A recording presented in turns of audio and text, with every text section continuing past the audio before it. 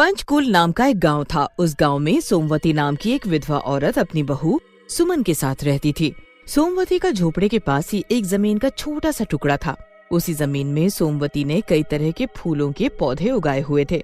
उन्हीं पौधों की माला बनाकर सोमवती बेचा करती थी और घर चलाया करती थी। पर सुमन अपनी सास की बिल्कुल भी मदद नहीं करती थी। वो बस दिन भर सजने संवरने में ही लगी रहती थी। बहू, कुछ तो शर्म करो। तुम एक विधवा होकर इतना सज धज के घूमोगी तो गांव वाले बातें बनाएंगे।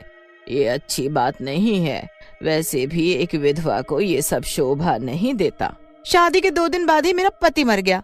मुझे सजने संवरने का मौका ही नहीं मिला। अब क्या उसकी याद में मैं पूरी जिंदगी भर रोती रहूं और तुम्हारी तरह ये सफेद साड़ी लपेट कर घूमूं? देखो माँ जी, मुझे इन गाँव वालों से कोई लेना देना नहीं। इसीलिए वो क्या बोलेंगे या क्या बोलते हैं, मुझे उससे कोई फर्क नहीं पड़ता। मुझे बस अपनी जिंदगी अपने तरीके से जीनी है, समझी आप?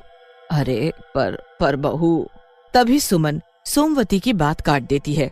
अच्छा, ये बहू छोड़ो और मुझे कुछ पैसे दो। मुझे बाजार से कुछ जरूरी सामान लाना है।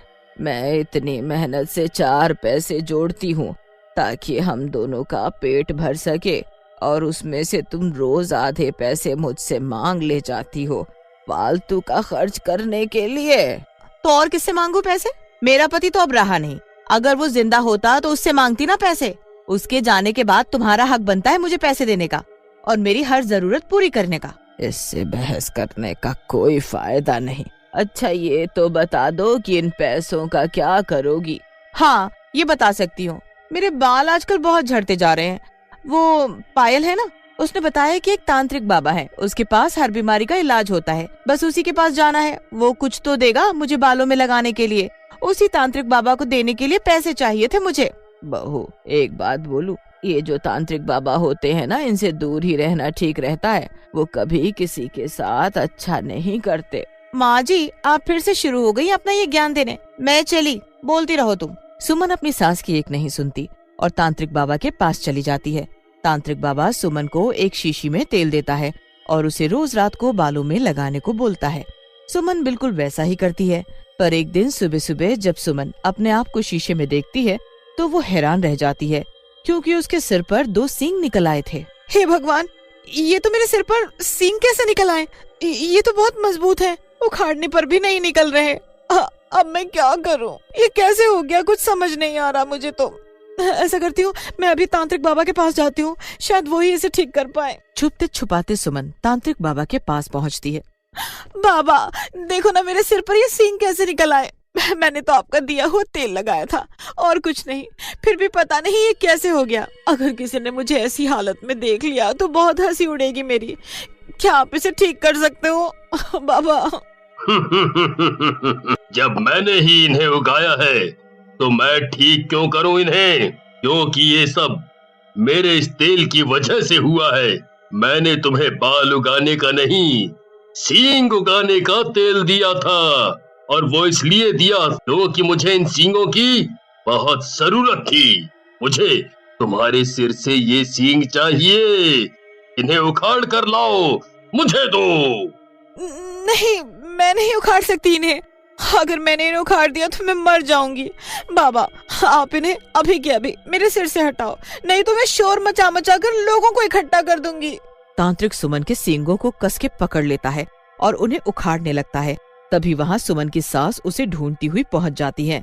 तांत्रिक घबराहट के मारे सुमन को पास की खाई में फेंक देता है और चुपचाप आंखें बंद करके बैठ जाता है। बाबा, आपके पास मेरी बहू सुमन तो नहीं आई थी। मैं सुबह से उसे ढूंढ रही हूँ, पर पता नहीं कहाँ चली गई वो। आपके पास वो अक्सर आती रहती है, इसीलिए आपसे पूछने चली आई। मेरे पास सुमन नाम की कोई औरत नहीं आई। तुम जाओ यहाँ से कहीं और ढूंढो अपनी बहू को। नहीं आई? फिर कहाँ चली गई? ये बहू बिना कुछ बता कर भी नहीं जाती कभी। मेरे तो पैर ही टूट गए उसे ढूंढते ढूंढते। सोमवती फिर अपने घर वापस चली जाती है। वहाँ खाई में गिरने से सुमन की मृत्यु हो जाती है और वो मरने के बाद एक चुड़ैल बन जाती है। मैं मर गई। मुझे तो यकीन ही नहीं हो रहा कि मैं मर गई। पर भगवान, तूने मुझे चुड़ैल क्यों बनाया? वो भी सींग वाली चुड़ैल। पहले मैं कितनी सुंदर थी, पर उस तांत्रिक की वजह से मेरा ये हाल हुआ। उससे मैं नहीं छोड़ने वाली। चुड़ैल तांत्रिक के पास जाती है, पर उसे वहाँ तांत्रिक नहीं मिलता। वो तो कब का वहाँ से जा चुका था। उसके बाद चुड़ैल अपने घर की ओर जाती है। तभी गांव के दो आदमी उसे देखकर हंसने लगते हैं। मानस, वो देखो, कौन बेला है वो? सिर पर बैल जैसे बड़े बड़े सींग, सूरत बस थोड़ी बैल जैसी नहीं दिखती है, बाकी सब बैल जैसा ही है। तुम सही बोला थो, ये तो कुछ अजीब बैल दिखा था, बस 4 पैर और एक पूंछ नहीं दिखती है। चुड़ैल तुरंत उनकी बातें सब सुन लेती है। मैं इन्हें बैल जैसी दिख रही हूँ, मेरा मजाक उड़ाते हो तुम दोनों। लो अभी बताती हूँ कि मैं कौन हूँ।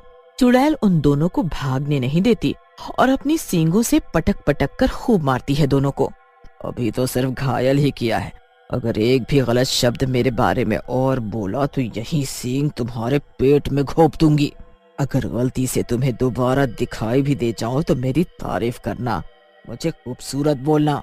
अगर नहीं बोला तो पता है ना फिर मैं क्या करूंगी। चुड़ैल ने पूरे गांव भर में उस तांत्रिक को ढूंढा, पर वो उसे कहीं नहीं मिला। कई दिन बीत गए, चुड़ैल अब तक अपने घर नहीं आई थी। कई दिन हो गए हैं घर नहीं गई हूँ मैं, मुझे अब घर जाना होगा। घर पहुँचते ही कौन हो तुम? बड़ी जल्दी भूल गई मुझे, मैं तुम्हारी बहू सुमन हूँ। तुम मेरी बहू नहीं हो सकती, तुम तो कोई चुड़ैल हो। मैं अभी बुला कर लाती हूँ किसी ओझा को, वो ही तुम्हें भगाएगा यहाँ से। तभी चुड़ैल को गुस्सा आ जाता है और वो सोमवती को अपने सींग मारकर नीचे गिरा देती है। मैंने बोला ना कि मैं तुम्हारी बहू हूँ। सही कहा, तुम्हारी हरकतें ही बता रही है कि तुम मेरी ही बहू हो, पर तुम्हारा ये हाल और तुम्हारे सर पर ये सींग। मैं अभी ये सब नहीं बता सकती, अभी मुझे बहुत भूख लगी है, मेरे लिए कुछ खाने को लाओ।